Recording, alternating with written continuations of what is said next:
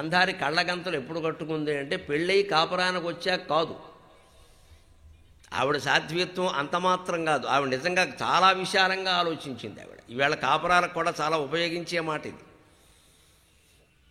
భీష్ముడు పెళ్లి సంబంధం కోసం గాంధార దేశానికి కబురు చేశాడు.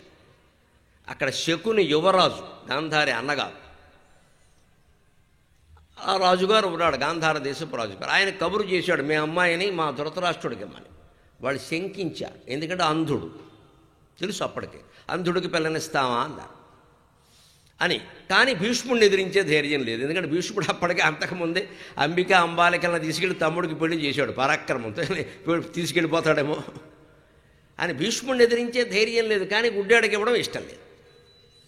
అందుకని ఆ రాజు శంకించాడు. భీష్ముడు ఎందుకు గాంధారణ చేసుకోవాలని అనుకున్నాడు అంటే, ఆయన చేసిన విచారణలో ఒక తపస్వి వరం కారణంగా గాంధారికి 100 మంది సంతానం కలుగుతారు అని ఉంది. ఆవిడ జాతకం అనుకోండి, కశ్యం మనకు అర్థం కావడానికి. నాకు అటువంటి కోడలు కావాలి అన్నాడు భీష్ముడు. ఎందుకంటే అప్పటికే వంశం అనేక విధాలుగా భ్రష్టం అయిపోయింది. ఇక్కడ సత్యవతీదేవి పిల్లలిద్దరూ విచిత్ర వీరుడు చిత్రాంగదులు చనిపోయారు. వాళ్ళకి ఏదో వ్యాస సమాగం వల్ల వేరే పాండురాజు ధృతరాష్ట్రుడు పుట్టారు. ఇక ఈ ధృతరాష్ట్రుడికైనా సరైనటువంటి సంతానాన్ని కలగలిగిన స్త్రీ లేకపోతే ఎందుకని భీష్ముడికి అనిపించి, అసలు ఎవరు ఎక్కువ సంతాన యోగం ఉన్నవాళ్ళు ఎవరో చూడండి అని కొంతమంది బ్రాహ్మణులను ఏర్పాటు చేస్తే, వాళ్ళు మొత్తం ముహూర్తాలు జాతకాలన్నీ తంత్రశాస్త్రాలన్నీ తిరిగేసి గాంధార దేశంలో ఉందండి అమ్మాయి తిరుగులేదు, మీకు 100 మంది సంతానం ఖాయమన్నారు. ఏమైనా సరే ఆ అమ్మాయిని ధృతరాష్ట్రుడికి ఇచ్చి పెళ్లి చేయాలని భీష్ముడి కాంక్ష. అందుకని భీష్ముడు కబురు చేస్తే మరి ఇవ్వక తప్పదు, ఆయన మహాపరాక్రమవంతుడు, లాక్కెళ్ళిపోతాడు. లేతే అలాగని ఇద్దామా అంటే గుడ్డివాడు. అందుకని ఈ సందేహాన్ని వ్యక్తం చేశారు. చేస్తే మీకేం పర్వాలేదు, గుడ్డివాడైనప్పటికీ మేము అన్నీ ఆయనకి మేము ఏర్పాటు చేస్తాం. ఎందుకంటే పాండురాజుకు మేము పట్టాభిషేకం చేశాం, కానీ పాండురాజు రాజ్యసింహాసనం మీద ధృతరాష్ట్రుడినే కూర్చోబెట్టాడు. అందుకని గాంధారీదేవి మహారాణి, సందేహమే లేదు, మీరు ఇవ్వండి అని ఆయన కబురు చేశాం. అప్పుడు అంతఃపురంలో గాంధారికి చిన్నపిల్లకి ఓ 10-12 ఏళ్ల వయస్సున్న పిల్లకి ఈ విషయం తెలిసింది. ఆవిడ సంస్కారం చూడండి, 12 ఏళ్ల వయస్సు ఆవిడకి అప్పటికి. అప్పట్లో అలాగే జరిగేవిగా.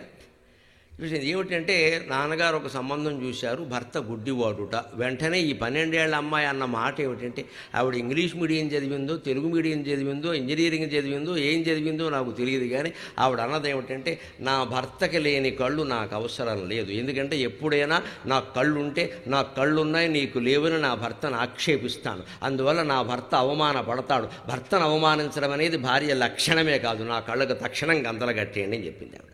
ఇది ఆవిడ సంస్కారం. ఇక్కడ మనకు పాయింట్ ఉందమ్మా. నేను కూడా అంటాను, నాకు మొదట్లో ఎప్పుడో చిన్నతనంలో ఈ విషయం తెలిసినప్పుడు పెద్దలను నేను అడిగాను, అదేమిటండి గాంధారి భర్తకు లేవని కళ్ళు కట్టేసుకోవడం ఏంటి?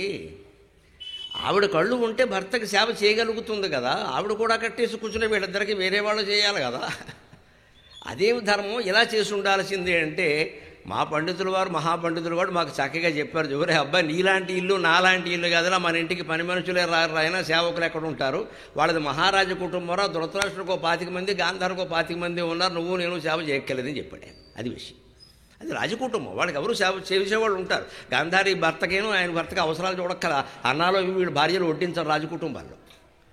పళ్ళెం పెట్టేందుకు ఒకళ్ళు ఉంటారు, కడిగేందుకు ఒకళ్ళు ఉంటారు అక్కడ, మహారాజులు అంటే అంతే అంతే. అందుకని ఆవిడేమనుకుందంటే, ఆవిడ దృష్టి ఎలా ఆలోచించిందంటే, సేవలకు చాలామంది ఉంటారు, కానీ నా భర్తకి కళ్ళు లేనప్పుడు నాకు కళ్ళు కనుక ఉంటే, ఎప్పుడైనా గుడ్డాడు కాబట్టి మాట్లాడుతున్నావు, ఇక్కడ ఏం చూసావు కనుక నువ్వు అని అంటాను. అలా అనకుండా ఉండాలంటే నేను కూడా గుడ్డిదాన్ని అయిపోవాలి. అలాగని కళ్ళు బలవంతంగా పొడుచుకోలేను కదా, ఆత్మహత్యతో సమానమది. అందుకని ఎప్పుడూ ఆక్షేపించకుండా భర్త అధీనంలో నేను వినయ విధేయతలతో కాపురం చేయాలి, నా పుట్టింటికి అత్తింటికి ఖ్యాతి తీసుకురావాలి అంటే ఇవి నాకు ఉండడానికి వీలు లేదు అని ఆ రోజు కట్టుకున్నటువంటి కళ్ళ గంతలను ఆవిడ చివరికి దావానలలో మండిపోయే వరకు తీయలేదు. అది గాంధారి, అది గాంధారి. అటువంటి పతివ్రతల గురించి, సంస్కారవంతుల గురించి, త్యాగమూర్తుల గురించి రామాయణ భారతాల్లో ఉంది కాబట్టి మనం ఈ కథల్ని పిల్లలకి చెప్పాలి.